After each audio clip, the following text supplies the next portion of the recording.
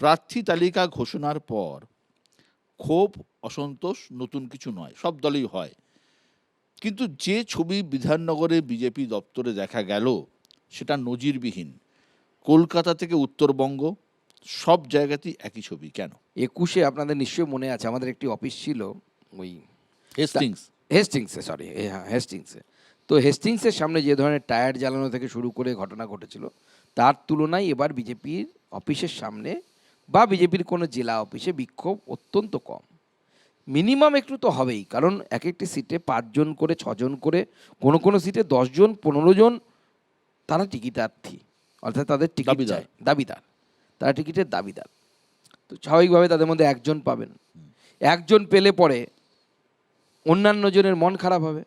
এবং যদি BJP strong জায়গা হয়, শক্তিশালী জায়গা হয়, যে নেতা পাচ্ছেন এবং যে নেতা পাচ্ছেন না, এর পেছনে যদি 10 জন লোক থাকে, এর পেছনেও 10 জন লোক আছে, সেই 10 জন লোক এসে তো একটু মন খারাপ করবে।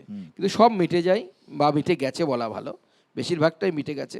দু এক জায়গায় এখনও একটু মন কষাকষি আছে, সেটা কিছুদিনের জন্য থাকবে। দেখবেন দুদিন পর থেকে সব একসাথে কাঁধে কাঁধ মিলিয়ে নেমে যাবে। কারণ আমাদের সকলের সকল সিটে প্রার্থী হচ্ছে পদ্মফুল, তাকে জেতাতে হবে। পদ্মফুল ছাড়া আমরা অন্য কিছু দেখছি না।